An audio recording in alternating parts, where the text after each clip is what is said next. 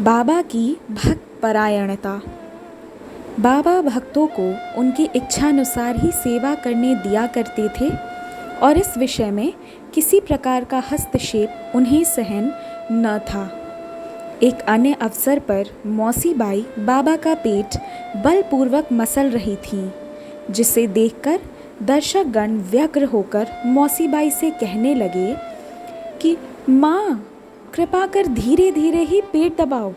इस प्रकार मसलने से तो बाबा की अंतड़ियाँ और नाड़ियाँ ही टूट जाएंगी।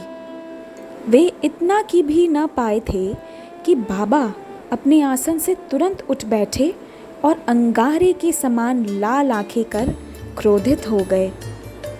साहस किसे था जो उन्हें रोके? उन्होंने दोनों हाथों से सटके का एक छोर पकड़ नाभि में लगाया और दूसरे छोर पास वाले खंभे को लगा के उसे पेट से धक्का देने लगे। सटका यानी सोटा लगभग 2 या 3 फुट लंबा था। अब ऐसा प्रतीत होने लगा कि वह पेट में छिद्र कर प्रवेश कर जाएगा। लोग भयभीत हो उठे कि अब पेट फटने ही वाला है। अब बाबा अपने स्थान पर दृढ़ हो उसके अत्यंत समीप होते जा रहे थे और प्रतिक्षण पेट फटने की आशंका हो रही थी। सभी किंग कर्तव्य विमूढ़ हो रहे थे। वे आश्चर्यचकित और भयभीत हो ऐसे खड़े थे मानो गूंगों का समुदाय हो। यथार्थ में भक्तगण का संकेत मौसी बाई को केवल इतना ही था कि वे सहज रीति से सेवा शुश्रूषा करें। किसी की इच्छा बाबा को कष्ट पहुंचाने का नहीं था। भक्तों ने तो यह कार्य केवल सद्भावना से प्रेरित होकर ही किया था, परंतु बाबा तो अपने कार्य में किसी का हस्तक्षेप कण मात्र भी न होने देना चाहते थे।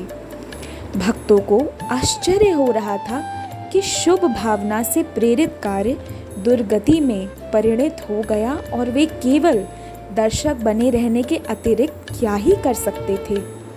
भाग्यवश बाबा का क्रोध शांत हो गया और सटका छोड़कर वे पुनः आसन पर विराजमान हो गए।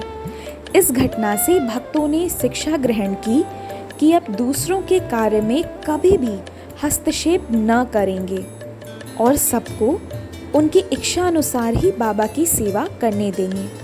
केवल बाबा ही सेवा का मूल्य आंकने में समर्थ थे। प्रिय श्रोताओं, इस घटना से हमें यह सीखने को मिलता है कि बाबा की नज़रों में सभी बाबा के बच्चे हैं और आपस में ना हमें किसी से भेदभाव, ना हमें किसी के लिए ईर्ष्या या दुर्भावना रखना चाहिए। जो बाबा को जिस प्रकार पूजना चाहता है हमें उसे वैसे ही करने देना चाहिए और किसी भी भक्त और बाबा उनके इष्ट के बीच में कभी नहीं आना चाहिए। हर किसी के अपने अपने तरीके हैं, क्योंकि हर कोई बाबा को अलग अलग दृष्टि से देखते हैं और उन्हें अलग अलग संबंध से मानते हैं। इसलिए ना कभी भक्तों और उनके इष्ट, उनके गुरु के बीच में आना चाहिए, ना कभी किसी को कम या ज़्यादा समझना चाहिए। भक्ति के इस मार्ग पर हमें केवल इतना सोचना चाहिए कि मैं और मेरे साईं हैं, मैं सारे कार्य अपने बाबा को समर्पित करके करूँगा और बाबा रक्षा करेंगे। ओम साई राम।